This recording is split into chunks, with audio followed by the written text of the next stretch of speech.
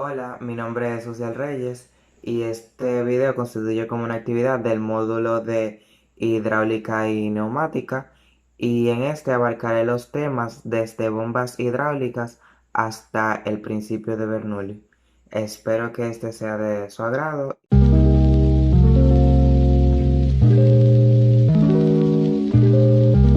Una bomba hidráulica es un dispositivo o máquina que utiliza la energía con la que funciona, generalmente mecánica o eléctrica, para transferir energía a un sistema donde se mueve un fluido. Esta máquina permite dar la presión y el caudal necesario para realizar el movimiento del líquido. Este tipo de máquinas se utilizan para bombear agua desde, por ejemplo, un lugar más bajo hasta el lugar más alto de un edificio, para sacar agua subterránea y extraer fluidos de debajo de la tierra, entre otras aplicaciones. Un dato curioso sobre las bombas hidráulicas fue que fueron creadas por Arquímedes hacia el año 3 a.C. y este las nombró tornillo de Arquímedes. Respecto a las bombas, también tenemos una clasificación. La clasificación de estas se dividen en bombas de caudal variable y bombas de caudal constante. Estas se distinguen una de otras porque las bombas de caudal constante mueven el líquido a un caudal, valga la redundancia, constante, es decir, que va a cierta velocidad en una unidad de tiempo, a diferencia de las bombas de caudal variable, que el caudal depende de la velocidad a la que se ponga la bomba. Las bombas también se pueden apreciar por los tipos que tienen. Entre estos voy a mencionar tres tipos conocidos, que son las bombas por engranaje, bombas por paletas, con paletas, y bombas con pistón. Las bombas con engranaje se caracterizan por transportar líquidos viscosos, en este caso sería el aceite. Las bombas con paletas tienen varias divisiones, con una longitud alrededor de un radio axial que permite el desplazamiento de un líquido. Y por último, las bombas de pistón, que son las más utilizadas en las industrias por su facilidad de funcionamiento. Es importante mencionar las partes de las bombas hidráulicas. Entre ellas se encuentran el puerto de entrada, que es por donde se ingresa el líquido. También está dependiendo de qué tipo de bombas sean, puede ser paletas, pistones o engranajes, que son los encargados de hacer que el fluido se mueva o comprimirlo. También está, si es de pistón, está el eje de accionamiento, que es el encargado de generar movimiento en los pistones. Y por último, está el puerto de salida, que es por donde sale el líquido a cualquier recipiente o a cualquier lugar. Encuentran los problemas que pueden presentar las bombas. Entre ellos están la contaminación del líquido, puesto a que pueden ingresar en la bomba partículas pequeñas. También está la presión excesiva, que puede generar daños tanto permanentes como temporales en la bomba. Y también, por último, está la falta de aceite por el poco mantenimiento que se le puede dar a una bomba en un tiempo determinado.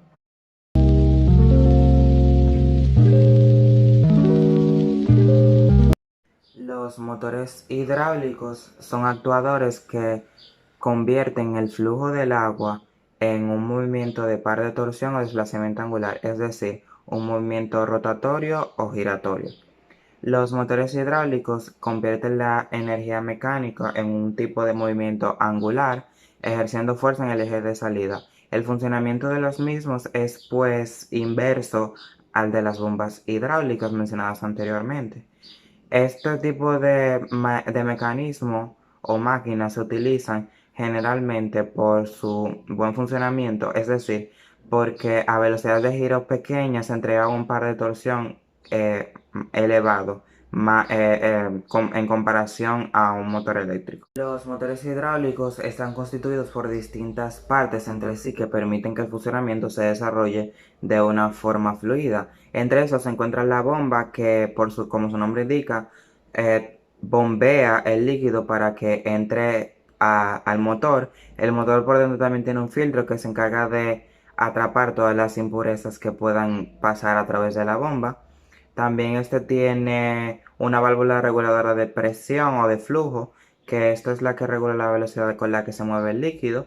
Y por último, el eje que posee el motor, que es el que da revoluciones revoluciones de giro al líquido. Los tipos de motores hidráulicos tenemos tres principales, que son los motores de engranajes, los motores de paleta y los motores de pistones. Entre estos tipos tenemos los motores de engranaje, que son de tamaño reducido, pero el único problema con estos es que hacen mucho ruido a la hora de trabajar, pero estos tienen la característica de que pueden trabajar a altas velocidades. Los motores de paletas, que tienen la misma estructura que los motores, que las bombas de paleta, es decir, que tienen varias ranuras alrededor de un radio. Y por último, los motores de pistones, que son los más empleados en la industria, porque consiguen mayores potencias para el trabajo. Estos se subdividen en dos, que son los motores de pistones axiales y los motores de pistones radiales. Los motores de pistones axiales, esos se caracterizan por tener los pistones en dirección al eje del motor, y los radiales se caracterizan por tenerlos perpendicularmente. La mayoría de los problemas que se pueden apreciar en los motores hidráulicos son por la falta de mantenimiento y la utilización de fluidos inapropiados, y también pueden causarse por las operaciones indebidas que se hagan con él. Por eso se debe tener un amplio conocimiento antes de trabajar con ese tipo de maquinaria. El uso de los motores hidráulicos es muy variado en la industria, puesto a que este ayuda a transmitir energía mecánica. Este puede utilizarse en tornos autopropulsados, en trituradoras y hasta en mezcladoras de distintos líquidos que se vayan a utilizar. También puede ser una mezcladora de cemento en sí, en cuestión. Es importante resaltar la diferencia entre una bomba hidráulica y un motor hidráulico. La bomba hidráulica convierte la energía mecánica en energía hidráulica, y el motor hidráulico es todo lo contrario, convirtiendo la energía hidráulica en energía mecánica. Por eso se utilizan de maneras combinadas.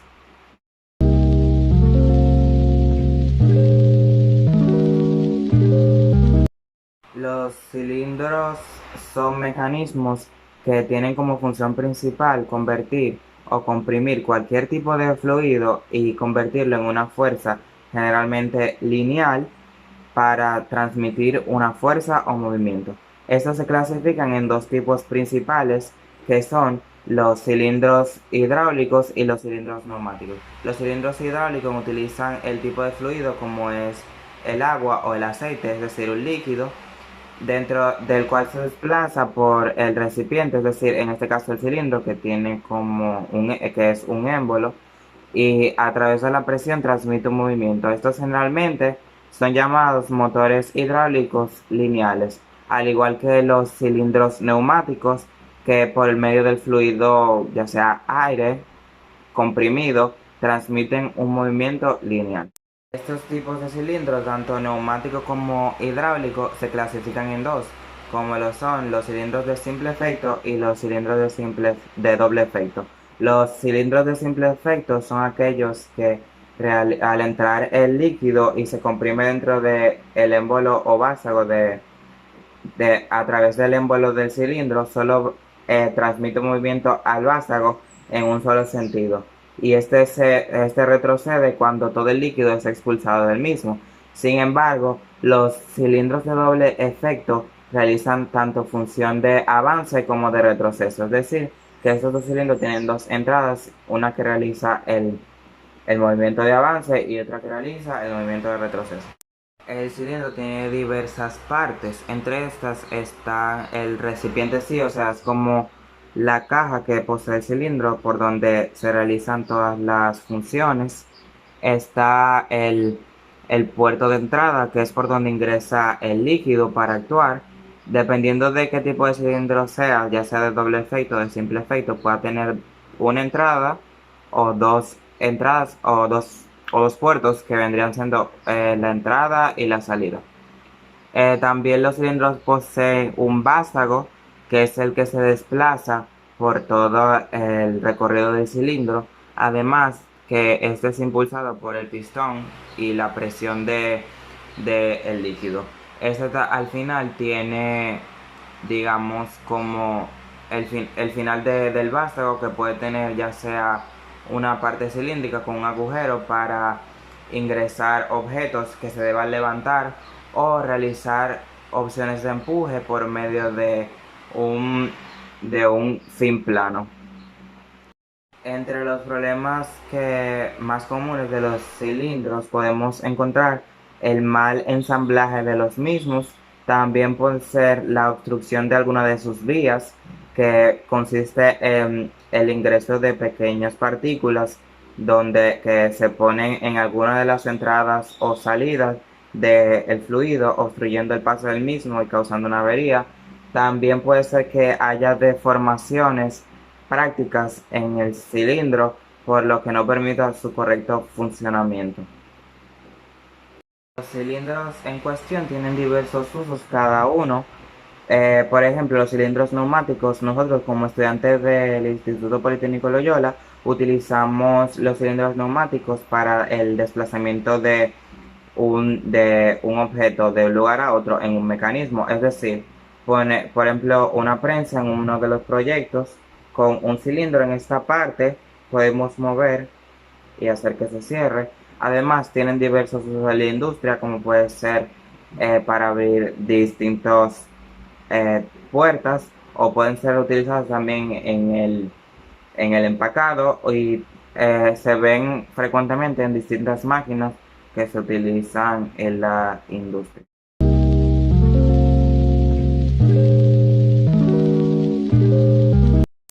Un compresor es una máquina o dispositivo que tiene como propósito la compresión de un fluido, es decir, en este caso aire, para distribuirla de manera más efectiva y con más fuerza hacia una dirección o una zona determinada. El compresor tiene distintas partes de la cual se compone. Entre estas está el botón de encendido o apagado, que es por donde se enciende, valga la redundancia. También está el motor, que es el que permite el correcto funcionamiento del mismo. Tiene un regulador de presión, que es aquel que ayuda ayuda a regular dichamente la presión, es decir, la fuerza con la que sale disparada el aire. Además, este tiene un manómetro que permite medir la presión con la que sale el líquido. Este tiene su depósito de aire, que es donde se acumula todo el aire que entra por la entrada. Entre los tipos más importantes de compresores tenemos tanto los compresores de émbolo, que estos son los más utilizados por cuestión de flexibilidad y precio, y eso consiste en que el aire se almacena en el émbolo o en el depósito de aire del compresor, y ese es expulsado apropiadamente por el conducto de salida. Están los compresores rotativos, que se encarga de aumentar la presión del aire por medio del giro de un rotor. El compresor rotativo de paletas, que es igual al motor de paletas y a la bomba, se encarga de comprimir el aire por medio del giro de unas paletas en un radio. Y por último, el compresor de tornillo, que posee dos tornillos helicoidales que comprimen el aire cuando entra por el conducto de entrada y permiten que salga con más presión por el conducto de salida.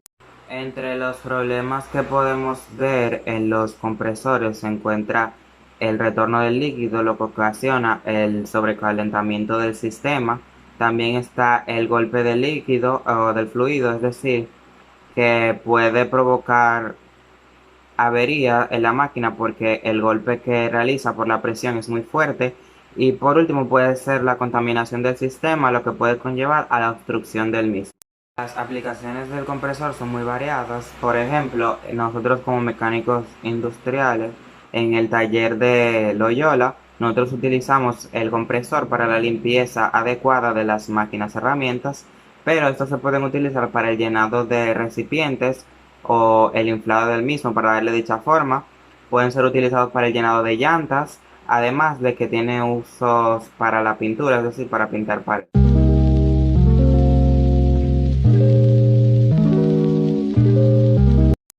Una válvula es un dispositivo que permite el iniciar, detener o regular el flujo de un líquido o un gas natural en un sistema. Las válvulas tienen diversos tipos, entre ellas se encuentran las válvulas de vías o distribuidoras, las válvulas de bloqueo, las válvulas de presión y las válvulas de caudal. Las válvulas de vías o distribuidoras son aquellas que tienen distintos caminos por los que puede pasar el líquido o gas. Las de presión son las que aumentan la presión del líquido. Las de bloqueo permiten bloquear el paso del líquido a través de un conducto. Una válvula tiene diversas partes, entre ellas está el actuador, que viene siendo el motor, lo que inicia el proceso de flujo de los líquidos o fluidos. Está el cuerpo, que es lo que contiene las demás partes, que son el eje y el obturador. El eje, que es también llamado sillo, que es el que permite fijar y conducir el obturador, y el obturador, que es aquella pieza que permite bloquear el paso del fluido. Las válvulas en cuestión tienen diversas vías y diversos conductos por donde pasa el líquido. Estos se basan por posiciones que tiene la válvula para el paso determinado del fluido, si es para cerrar o para seguir el paso. Por ejemplo, pueden ser las válvulas de 2-2. Esto viene siendo una fracción. El número de arriba viene siendo los conductos, es decir, por donde entra o sale el líquido. Y la otra parte suele ser las posiciones totales que tiene la válvula. Por ejemplo, puede ser de 2-2, 2 vías, 2 posiciones, 3-2, 3 vías, 2 posiciones, 4-2, 2 vías, 2 posiciones, y así sucesivamente. Y esos nos ayudan a tener una gran cantidad de válvulas en cuestión del funcionamiento y de la función que nosotros queramos desempeñar con cada una. Entre los problemas más comunes que tienen las válvulas puede ser el desgaste de las mismas por golpes externos o por abrasión. Está desgaste por golpes externos, que puede sufrir cuando se cae, desgaste por abrasión, y también puede sufrir problemas derivados al mantenimiento de la misma o de los fallos internos. Puede ser una obstrucción innecesaria en una de las vías que no debería estar obstruida. Las válvulas tienen diversas aplicaciones, diversos usos, dependiendo de la utilidad que tengan y de la que se le vaya a dar. Por ejemplo, en el taller nosotros utilizamos las válvulas para permitir el paso de un gas, en este caso el aire, para conducir el funcionamiento de cierta maquinaria. Pero también puede ser válvulas que pueden estar utilizadas que estén instaladas en el hogar, que se utilizan para impedir o dejar que pase el flujo de agua.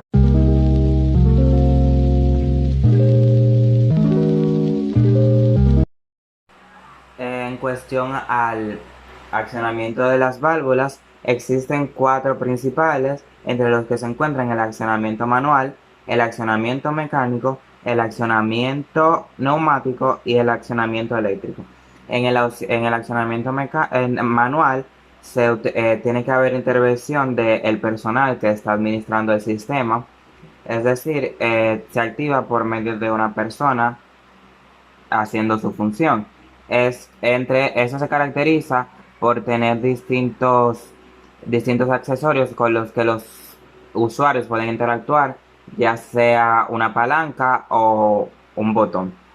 Está también el accionamiento mecánico, que son todos aquellos que por medio de una fuerza externa, ya sea del mismo sistema, se activa. Entre esos están el rodillo y el muelle. Y el accionamiento neumático, que es por presión o depresión, que como su nombre lo indica, por medio de la presión del aire o por la depresión del mismo, activa la válvula. Y por último, el accionamiento eléctrico, que se activa por medio de pulsos eléctricos. Entre esos están el de electroimán y servopilotaje. Estos tipos de accionamientos están en cuestión para cada tipo de sistema, dependiendo del uso que se le quiera dar y la aplicación del mismo. Entre esos accionamientos tienen la función o la finalidad de hacer que la válvula, cualquier válvula, cambie de posición para el paso o la obstrucción de un líquido o un gas.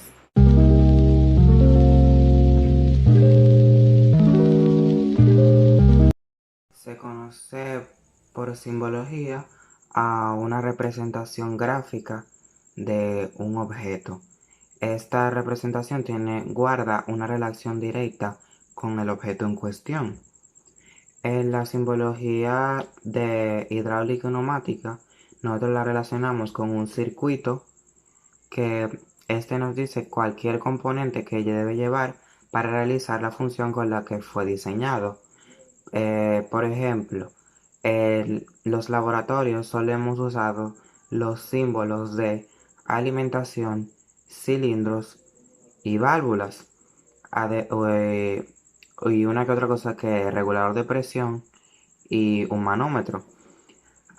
Pero los más utilizados fueron los que mencioné en primer lugar. Los cilindros se representan por cilindros de doble efecto y de simple efecto. Los de doble efecto tienen dos entradas, bueno, dos orificios, una entrada y una salida. Y los de simple efecto simplemente tienen una, por lo que solo funcionan en una sola dirección y se devuelven al escapar el aire. Estos dos tienen por dentro el vástago y una representación de un muelle que es un zigzag que ayuda a retornar. La alimentación que se representa por un pequeñito triángulo. El depósito que se representa con un triángulo hacia abajo. Y además de todas las uniones que vendrían siendo todos los cables. Y además se representan cada tipo de válvula, ya sea 3-2, 2-2, con su respectivo accionamiento, ya sea pulsador, servopilotaje, muelle, etc.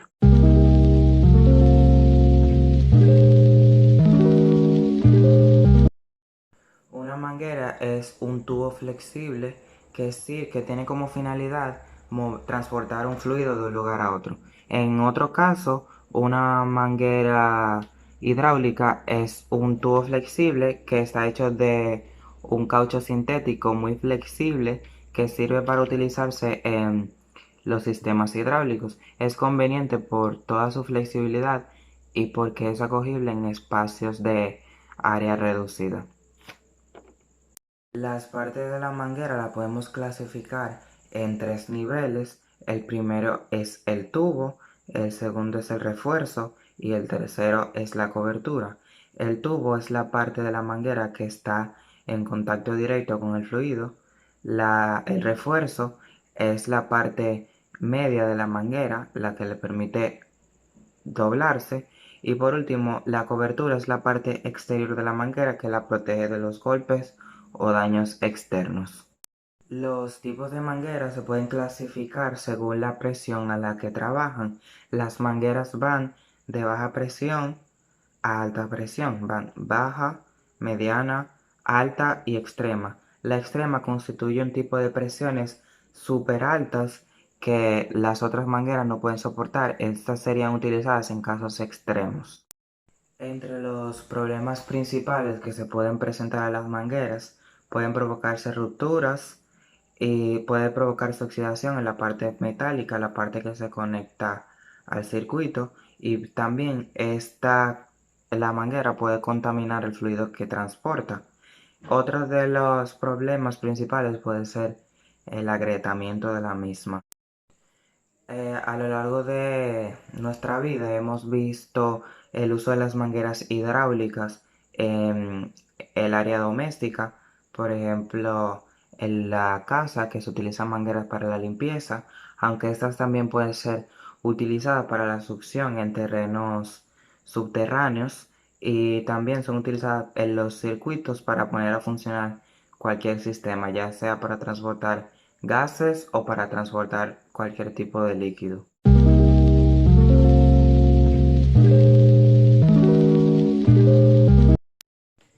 El principio de Pascal o ley de Pascal es una ley enunciada por el físico y matemático francés Blaise Pascal, que se resume en esta frase: la presión ejercida sobre un fluido poco compresible y en equilibrio dentro de un recipiente de paredes indeformables se transmite con igual intensidad en todas las direcciones y en todos los puntos del fluido. Este principio puede comprobarse utilizando una esfera hueca perforada en diferentes lugares y provista de un émbolo. Al llenar la esfera se puede ejercer presión mediante el émbolo y se observa cómo el agua sale por todos los agujeros con la misma velocidad y con la misma presión. Es decir, en pocas palabras, el principio de Pascal establece que la presión ejercida sobre un fluido estará redistribuida en todas las direcciones con la misma presión. Una de las aplicaciones de este principio se puede ver en la prensa hidráulica.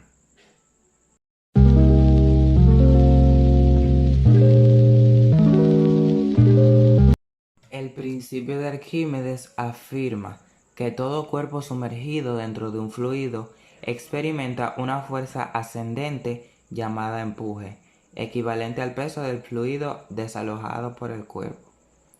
Es decir, que todo cuerpo sumergido, por ejemplo, en un recipiente con agua, va a subir con una fuerza directamente proporcional a su peso.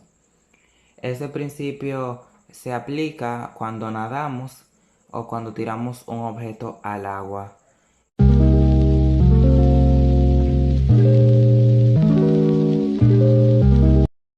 El principio de Bernoulli, también conocido como ecuación de Bernoulli, describe el comportamiento de un fluido moviéndose a lo largo de una línea de corriente.